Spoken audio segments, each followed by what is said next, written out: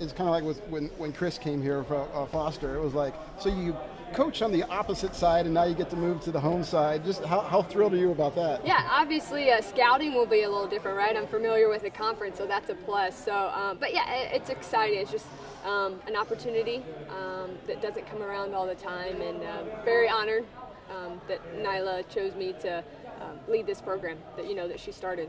When you found out that it was open, did you immediately go talk to Nyla? Absolutely. So it was kind of crazy. I mean, I obviously had no idea, and then kind of when it all happened and we had conversation, I reached out and she said, I'm really looking for, like I said in my speech, looking for someone that will build relationships and I can trust. Are you interested? So that kind of started the process. What did you think of Drury when you played against them? What was your impressions of this place? Top-notch facilities.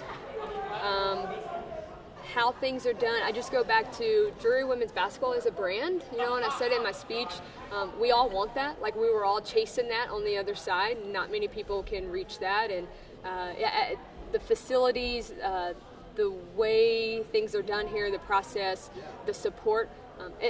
There's no one else in Division II that has that. Obviously coaching on the other side, tough. Tough games. We got them 3 times this year when I was at Quincy, and I felt like the first time here we played really good the first half, and I think we were down 6 going in at halftime, and kind of hit that wall in the second half, much like what their defense does to you. And then at our place at Quincy at the time, it was our, I think, 3rd game in 5 days, so it was a little, but I thought we learned some things and obviously prepared and gave them a run for their money in the last game at the tournament. Your style of basketball similar to Drury? Is that? It is. It's going to look different. And I know the community is very used to it kind of being the same way, just with Amy and Molly kind of working together, and just transition was easy. It'll look different, but it's going to be similar. We're going to play fast. We're going to be aggressive. We're going to guard you. It'll just look a little bit different, but still similar. And you're familiar with this geographic area, coaching with Wichita State, playing at Southern Illinois. That intense defensive pressure that Cheryl started with the Lady Bears, it just permeates all these programs. I'm a defensive-minded coach. I learned from some of the best as I played and then as I coached. When I took over at Quincy 2 years ago, they were 13 out of 15 in scoring defense. And in my first year with that same roster, we finished 4th. And then last year we finished 3rd. So there's no doubt we're going to guard you. So, we'll be able to score too, and play fast, share the ball, spread the floor out a little bit, let our players use their talent, their skill set, and not put them in a box. You're familiar with this, all the wins, all the success, 32-0, winning streaks, 20-0 in the conference. Did you ever think, when you were thinking about this job, like, oh no, this is... Do you ever think that? No, absolutely. I mean, that's human nature, right? I mean, just like you walk in and you see all those trophies, talk about the pressure. Yeah, no, absolutely. There's a tradition here to win. I'm all about give me a challenge. There's no doubt there's pressure walking into this situation to win and uphold, but there's no doubt we're going to uphold the standard of excellence in how we carry ourselves. And obviously we got a lot to do with we have 7 returning right now, so we got to get out and recruit. And but no, I'm excited. There's no doubt that we're going to sustain what's been done here. What about, you talked about the players, your just reaction with the ones coming back, and how do you feel about those players? Oh, I'm excited. I think it's a phenomenal core group. All played minutes. And I think what's important, I got the chance to meet them last night and talk to them one-on-one. They're committed to this university. They're committed to this. They're committed to this coaching change. They're excited. They're embracing it.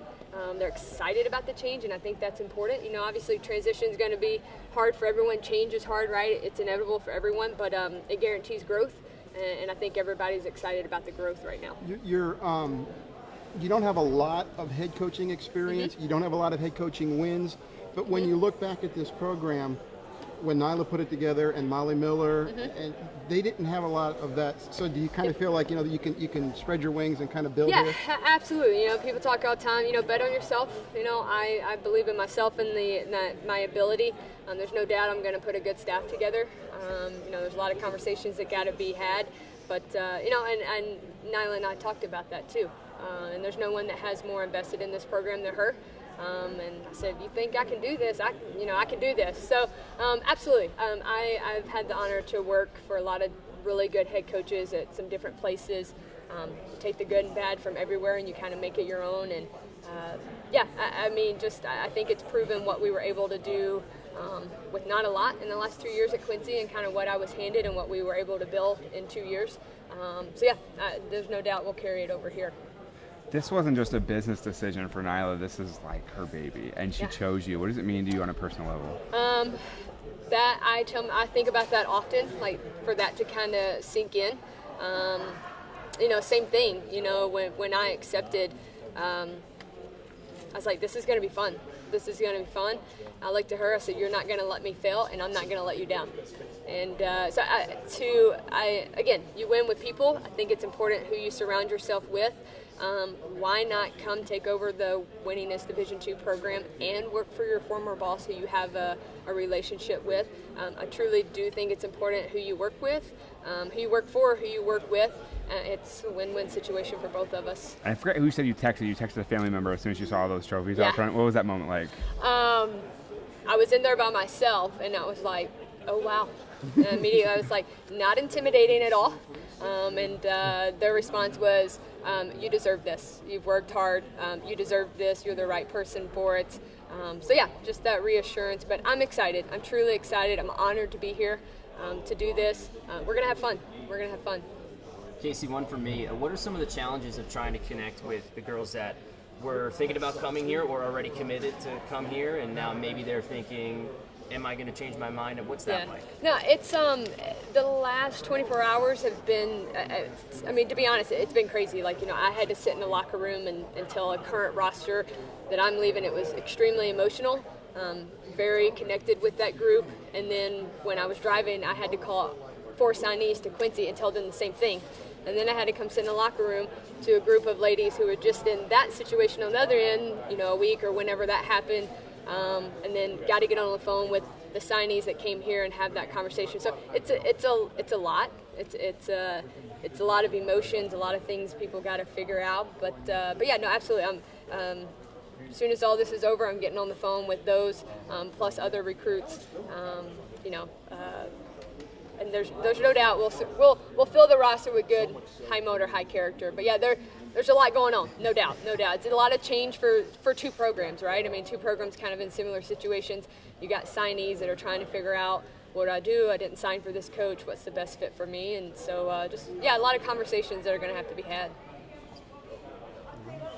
A lot of stuff off the floor stuff, right? As a coach, Yes. dealing with recruits, signees, the feelings of all this stuff. Yes. And it has nothing to do with X's and O's. Nothing at all. I drove here. It's a 4-hour drive, and I was on the phone the entire 4 hours. I was like, well, it flew by, but yeah, no, there's a lot in the last 24 and the next like 48 hours. So yeah. Well, at least you got here before the storms. So yeah. That's true. Yeah. So, thank you guys. Yeah, thank you.